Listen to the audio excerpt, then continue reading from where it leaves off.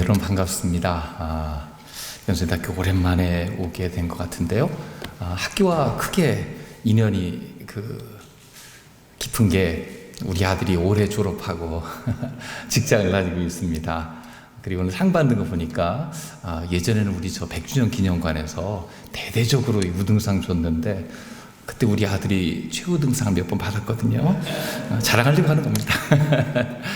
학교 오니까 참 좋네요. 예전에 제가 신대원 졸업할 때쯤에 우리 연세실학회 우수 논문 발표할 때 그때 제가 왔던 기억도 있고 우리 학교 안에 여러 추억이 많이 있습니다. 오늘 여러분 앞에서 잠시 하나님의 말씀을 나누게 된 것 큰 특권과 영광으로 생각합니다.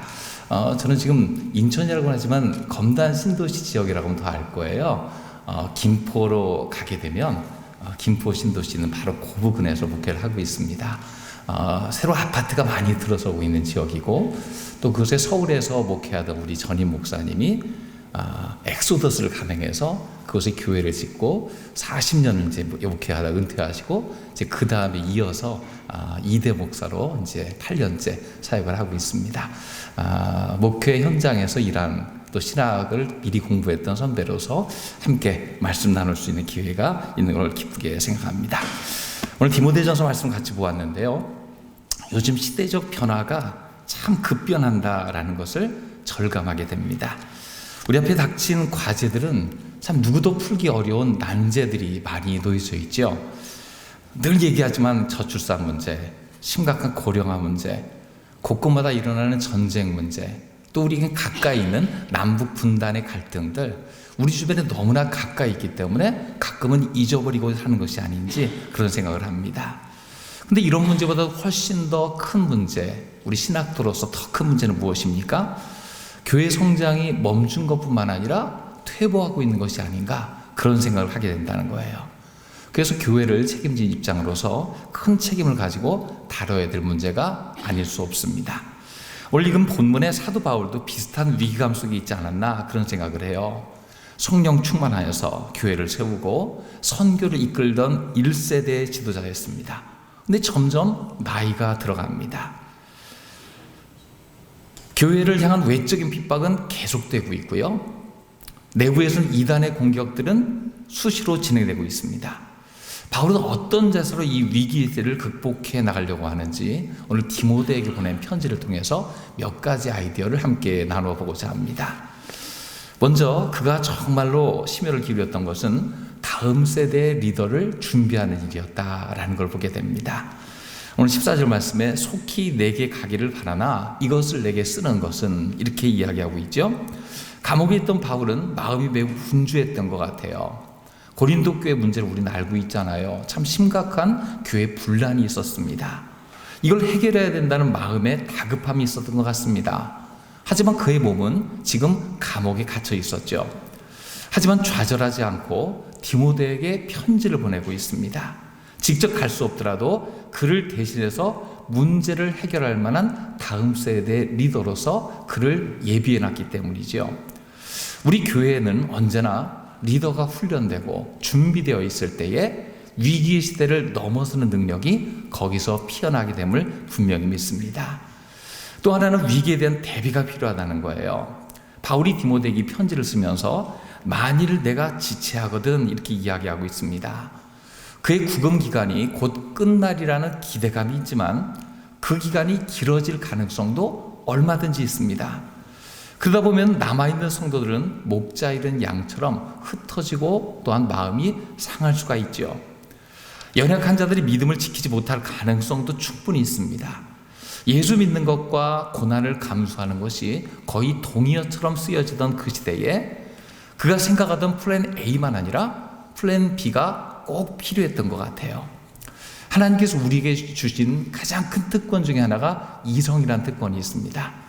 저는 학부에서 철학을 공부하면서 이성을 연마하는 데 많은 시간을 보냈지만 참 이성이라는 것 하나 주신 놀라운 선물이에요. 생각하고 대비하여서 위기를 이길 능력을 미리 훈련해야 될 줄 믿습니다. 아마 학교에서 공부하는 시간이 바로 그런 시간들일 거예요.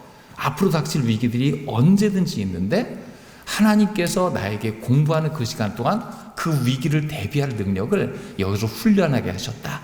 또 같은 고민을 갖고 있는 사람들이 서로 토론하면서 그 문제를 해결하기 위해서 머리를 부딪히게 하셨다.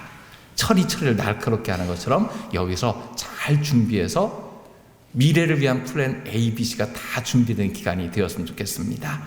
또 전수할 노하우가 준비되어 있어야 했습니다. 바울은 디모데에게 하나님의 집에서 어떻게 행하여야 할지를 알게 하려 한다, 그렇게 이야기하고 있지요. 그가 가졌던 교회에 대한 이해, 목회에 대한 노하우, 선교의 원칙 등을 알려주고 싶었던 겁니다. 지금 그가 감당할 과제는 매우 큰 것이었습니다. 위기에 닥친 교회, 노련한 목회를 통해서 그것을 넘어가야 되는데 지금 디모데는 아직 어렸어요.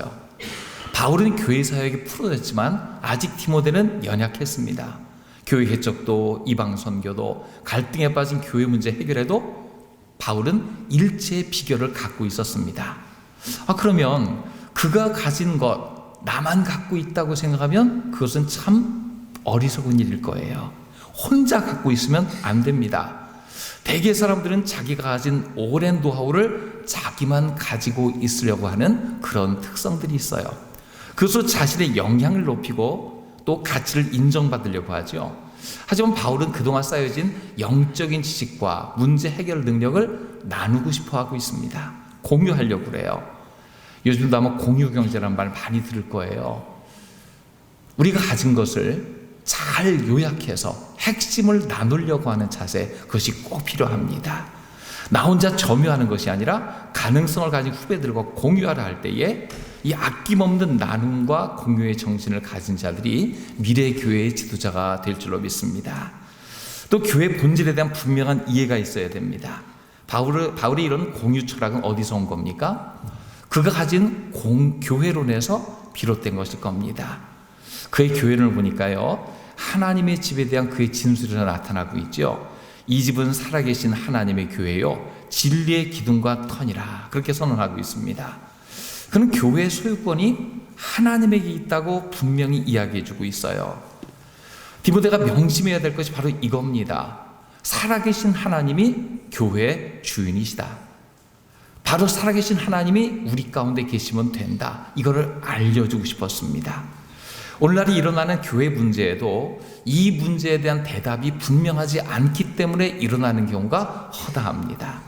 말로는 하나님의 교회라고 하면서 실제로는 자기가 교회 주인 행사를 하는 경우가 얼마나 많이 있는지 몰라요. 어떤 경우에는요, 그 자리에 세상의 학문과 풍조가 주인 역할을 하면서 교회를 좌우하려고 할 때에 교회의 힘이, 능력이 사라지는 것을 우리는 보게 됩니다. 하나님의 교회라고 하면서 하나님의 뜻과는 상관없이 누군가의 유익을 위해 성경이 오용될 때가 있습니다.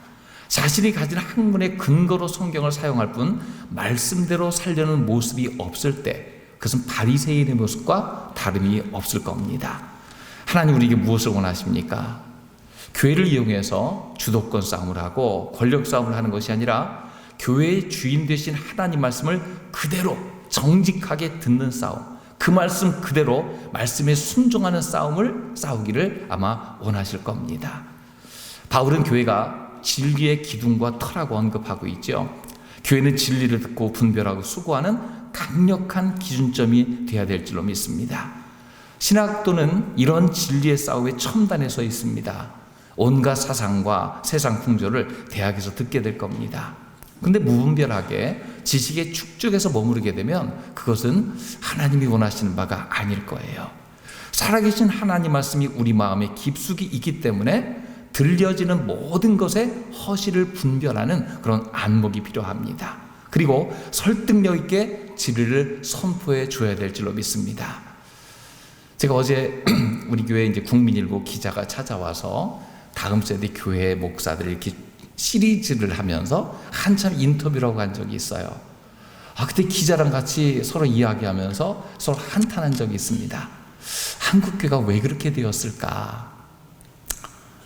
세상이 흘러가는 풍조에 대해서 우리가 분별도 하지 못하고 대안도 제시하지 못하는 그런 처지가 되지 않았는가? 그러면 한참 얘기를 했어요.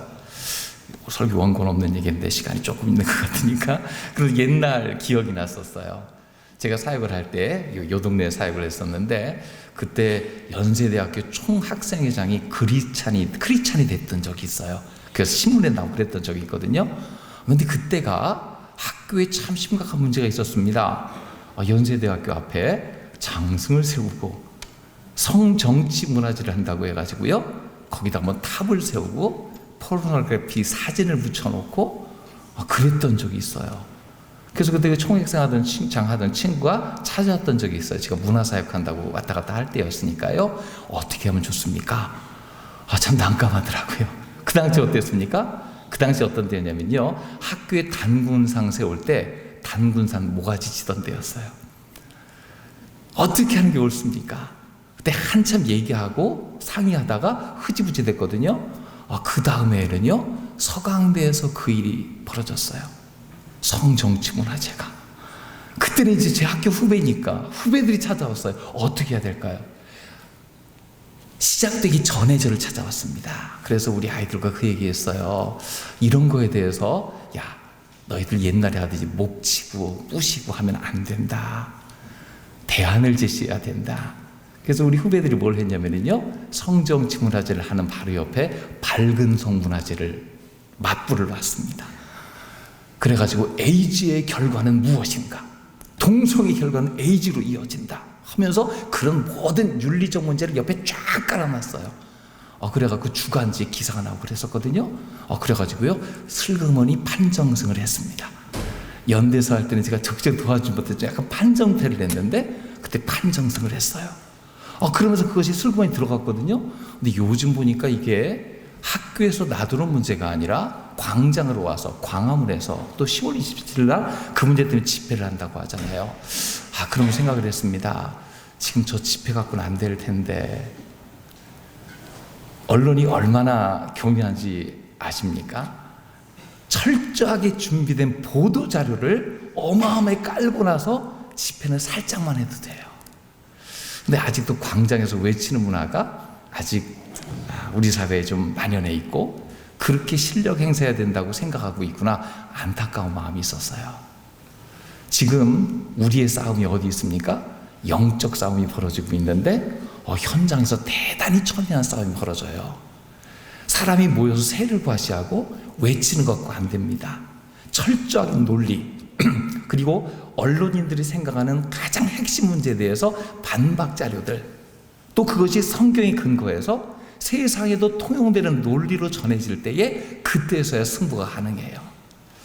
그럼 참 제가 죄송한 마음이 뭐냐면, 우리 선배들이 사역을 제대로 못해서 이런 현실을 우리 후배들에게 물려준 데 대해서 굉장히 미안하게 생각을 해요.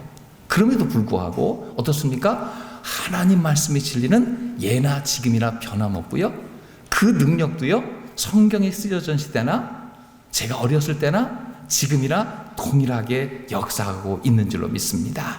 저는 그렇게 생각을 해요. 하나님이 이 세상의 온갖 문제에 대해서 누구에게 책임을 물으실까요? 정치인이나 권력자에게 물을까요? 지식인들한테 묻겠습니까? 유튜브 인플루언서한테 너 책임 있다 그러실까요? 생각하기 하나님은요, 저와 여러분에게 이 책임을 물으실 거예요. 이게 성경적이에요. 소돔과 고모라가 멸망에 임박했을 때 하나님은 누구와 대화하셨냐면요, 아브라함과 대화하셨어요. 니느웨가 멸망할 때 하나님은 누구와 대화하셨습니까? 가기 싫어하는 요나와 대화하셨어요. 그리고 그들이 일하기를 원하셨습니다. 지금 이 시대에 여러 문제들이 우리 앞에 파도처럼 몰려오고요, 제가 사역할 때보다 더 심한 문제들이 앞으로도 몰려올 겁니다. 그래서 교회 지도자들이 너무 중요하다는 생각이 들어요. 오늘 본문에 얘기한 것처럼 하나님의 집의 청지기로서 그 진리의 기둥과 터를 든든히 받치고 있는 리더들로서 주님의 마음을 품고 하나님의 마음을 시원케 해드리는 학자, 목회자, 지도자들로 잘 준비되어 쓰임받는 저 여러분 모두가 되시기를 주의 이름으로 축복합니다.